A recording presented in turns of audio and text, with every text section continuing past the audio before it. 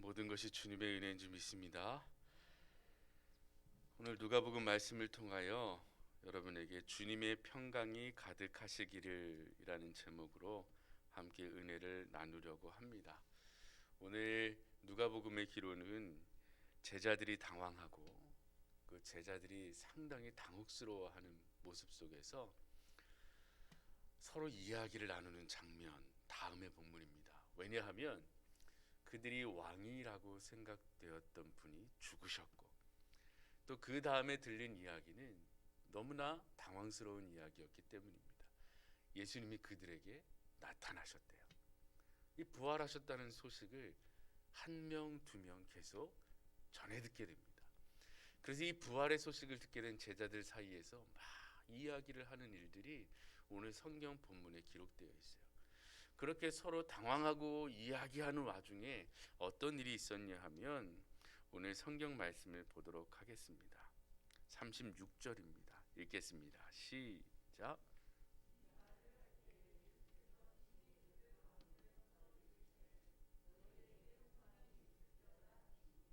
예.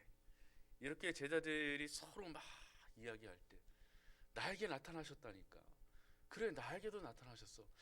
이게 어떻게 된 일이지? 서로 막 이야기하는 그때에 제자들에게 예수님께서 호련히 나타나셨어요.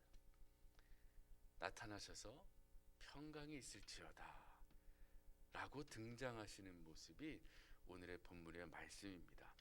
그래서 오늘의 제목을 주님의 평강이 가득하시기를 이라는 제목이 오늘 36절에서 나왔습니다. 2021년이 다 지나가고 있습니다. 이 코로나19라는 바이러스가 전 세계 인류에게 생각지도 못했던 일들을 경험하게 했습니다. 많은 어려움을 겪었고 그래서 이것이 저희가 항상 그랬듯이 재빨리 극복이 되고 평상 생활로 돌아갈 줄 알았는데 우리 새해를 맞이하는 지금도 새해에도 이 코로나19 바이러스와 함께 새해를 맞이하게 되었습니다. 그래서 개인적으로는 항상 새해를 맞이할 때마다 이 송구영신 예배를 드릴 때마다 서로를 위로하며 그리고 1년 동안 잘 지낸 것을 서로 격려하며 이 다음에 내년에 이루어질 일들을 서로 격려하며 축하하고 이 기대와 설렘이 있었는데 개인적으로는 조금 아쉽습니다. 그래서 올해 안에 모든 것이 다 정리되고 새롭게 시작하는 한 해가 되었으면 했는데 조금 아쉽기도 합니다. 그러나 오늘 말씀을 통해서 우리 모두에게 하나님께서 이 새해에 더 큰 기대와 소망을 주시기를 기대하며 말씀 속으로 다시 들어가 보겠습니다. 첫 번째로 예수님의 부활은 우리에게 평강을 줍니다. 제자들이 숨어 지내고 있었을 때 그리고 몇몇 제자들에게 예수님이 나타나고 했을 때 이 제자들은 그들의 미래가 어떻게 될지 모른다는 두려움에 휩싸여 있었을 거예요. 예수님께서 그렇게 강조하셨던 3일 만에 다시 살아나리라 이 말씀을 전혀 기억하지 못하고 있었어요. 예수님께서 십자가에 매달리실 때 자신 있게 나서서 예수님의 그 길을 막았던 제자들도 한 명도 없었어요. 예수님이 돌아가시고 나서 그 무덤에 찾아간 제자들도 한 명도 없었어요. 누가 찾아갔냐면 여인들이 예수님의 장례의 절차를 마치기 위해서 찾아갔을 뿐이에요. 이 안식일 전날에 죽으셨으니까 안식일에 장례를 치를 수가 없었어요. 기다리다가 이 예수님의 장례를 마무리하기 위해서 찾아간 그것밖에 없었어요. 예수님이 다시 살아날 것이라는 기대가 그들 가운데는 전혀 없었단 말입니다. 그 예수님이 그들에게 나타나셔서 평강을 선포하셨습니다. 37절을 보시면 제자들이 놀랍고 무서웠다고 되어 있어요. 그래서 나타나신 예수님을 영으로 생각하였다. 이 세 번역으로 보시면 유령이라고 생각했다라고 되어 있습니다. 그런 제자들에게 예수님은 38절에 보시면 무서워하지 말라, 의심하지 말라. 그리고 음식을 먹여 보이시며 다시 살아난 모습을 제자들에게 보여주셨습니다. 여러분 이 제자들의 반응을 어떻게 생각하십니까?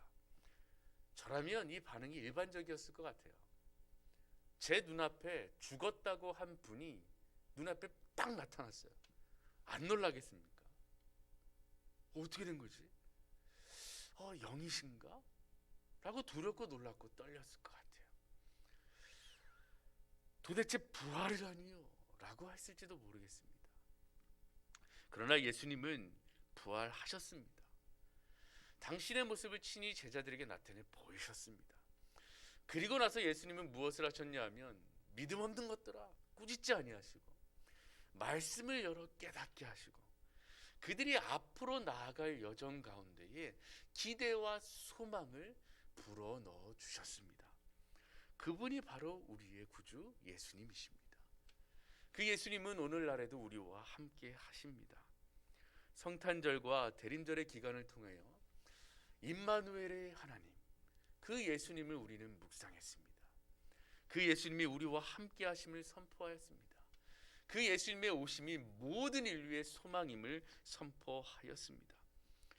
이 예수님의 부활을 통하여 우리에게 주어지는 것은 우리에게 이 세상의 삶과 죽음이 끝이 아니라 우리도 부활할 것이라는 소망을 주셨음을 우리는 믿습니다.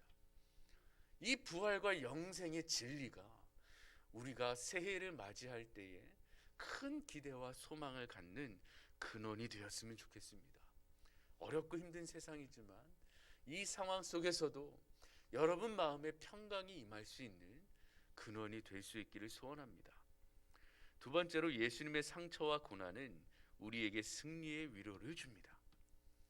제자들에게 예수님은 수치가 되었습니다. 부끄러움이 되었습니다. 예수님 그들이 따르던 분이 옷이 벗겨졌어요. 매질을 당합니다. 욕을 먹습니다. 저주가 퍼부어집니다. 그리고 웬만하면 사용하지 않는 극악무도한 죄인들만이 사용하는 사형제도인 십자가에 달리셨어요. 성경책 속에서도 저주를 받은 자가 나무에 달린다고 되어 있습니다. 그 모든 일을 그들이 따랐던 분이 다 겪으셨어요. 제자들이 나서지 못했어요. 모든 사람들 앞에 제자들은 이제 부끄러움과 수치가 되었습니다. 그래서 그들은 숨었어요.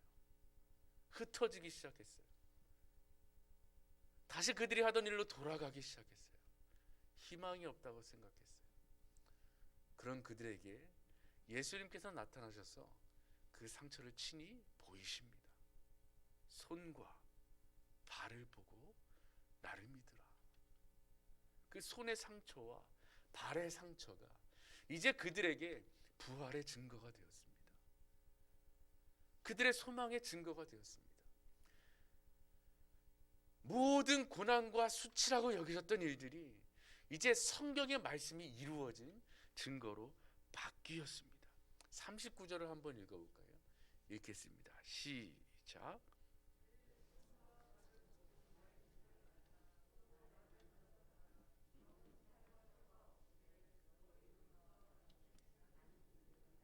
아멘.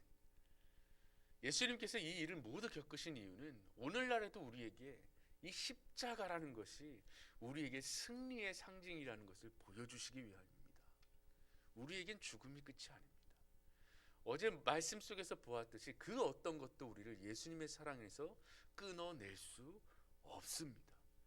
우리는 지는 것 같으나 승리하게 될 것입니다. 우리는 다 내려놓은 것 같으나 그 누구도 누릴 수 없는 이 충만함을 누리게 될 것입니다. 왜냐하면 예수님께서 승리해 내셨기 때문입니다.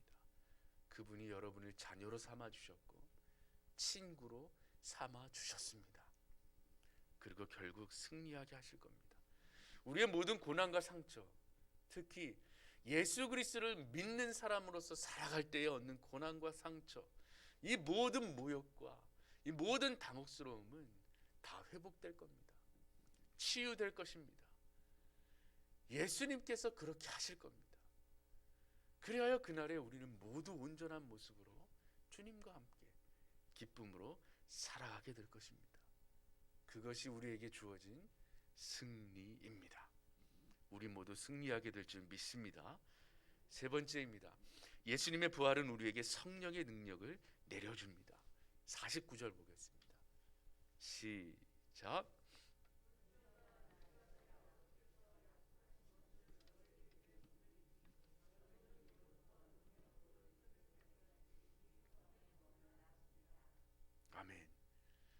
예수님이 기다리라고 하십니다. 아버지께서 약속하신 성령을 너희에게 입힐 거다. 그리고 이 약속은 오순절 다락방에서 이루어졌습니다. 근데 이 성령의 임하심이 능력이 된다고 돼 있어요. 이 제자들을 보십시오. 숨어 지내던 자들, 미래가 어떻게 될지 두려워하던 자들. 그러나 성령이 임하여 그 이후에 제자들이 급격하게 변합니다. 기꺼이 예수 그리스도를 전합니다. 선포합니다. 그리고 그들에게 회개를 요청합니다. 너희들이 잘못했다. 너희들이 우리의 구주 예수 그리스도를 죽이지 않았느냐? 그러니 회개하라. 돌아오라. 예수가 그리스도이시니라. 우리의 주시니라. 부활하셨다. 이 이야기를 서슴없이 선포합니다. 아주 급격히 변합니다. 이것이 능력입니다. 성령 하나님이 임하신 사람들의 능력. 담대히 그분의 이름을 선포하는 것. 어떠한 일이 있어도 그분의 이름을 저버리지 않는 삶. 이것이 바로 증인의 삶입니다. 다른 것이 능력이 아니라 우리가 이 세상 속에서 예수 그리스도의 이름을 담대히 선포할 수 있다는 것 그 자체가 우리에게 능력인 줄 믿습니다. 성령 하나님 없으면 못합니다. 성령 하나님은 오늘 이 순간을 우리에게 능력으로 함께 임하여 계십니다. 우리 안에 거하십니다. 예수님의 사랑을 우리 안에 충만하게 하시고 우리의 삶 속에서 그리스도인으로 살아가게 하십니다. 이제 말씀을 정리하겠습니다. 예수님의 재림의 소망은 우리 현재의 삶의 가장 강력한 소망이요 위로입니다. 이 뒤에 4개의 절에서 예수님이 승천하시는 모습이 간단히 기록되어 있습니다. 그리고 사도행전에서 천사들은 너희가 본 그대로 다시 오시리라 라고 말씀을 전했습니다. 그래서 우리 모두는 예수님의 재림을 기다립니다. 예수님이 오셔서 우리를 맞아주시고 그분의 나라에 우리를 영원히 살게 하심을 믿습니다. 이 기대와 소망이 위로가 되길 원합니다. 그리고 새해를 맞이하며 이 그리스도인으로 살아가겠다는 이 소망과 기대의 근원이 되기를 축원합니다. 그날까지 주님의 증인의 삶을 기쁨으로 감당하는 교회가 됩시다. 이 뒤에 보시면 기쁨으로 날마다 성전에 와서 경배하며 찬양하는 그 성도들의 삶이 기록되어 있습니다. 그것이 주님이 오실 때까지 우리가 해야 될 일입니다. 모여 찬양하고 경배하는 일, 그리고 나아가서 증인으로 사는 일, 이것이 교회가 감당해야 할 일입니다. 이것이 여러분에게 기쁨이 되길 원합니다. 짐이 되지 않고 기쁨이 되길 원합니다. 오늘 뒤에 말씀처럼 큰 기쁨으로 날마다 성전에 모여 찬송하니라. 우리에게 주시는 이 예배의 기쁨, 찬양의 기쁨이 2022년 새해에 우리 모두의 소망과 위로가 되길 간절히 기도합니다. 기도하겠습니다. 전능하신 하나님 감사합니다. 오늘 소망의 말씀을 전했습니다. 이 부활의 소망, 재림의 소망이 앞으로 우리가 나아가야 할 삶의 평강과 소망의 근원인 줄 믿습니다. 이 진리가 우리 모두에게 위로가 되게 하여 주시옵소서. 고난받는 자들, 어려움을 받는 자들, 이 모든 자들 가운데 주님의 회복의 사랑의 말씀이 기쁨이 되길 원합니다. 이제 새해를 우리 또 견뎌 나가야 합니다. 그리스도인으로 견뎌 나가야 합니다. 우리 안에 계신 성령 하나님께서 능력으로 함께 하시며 큰 기쁨과 위로와 소망이 되어 주시옵소서. 감사드리며 우리 주 예수 그리스도의 이름으로 기도합니다. 아멘. 하늘에 계신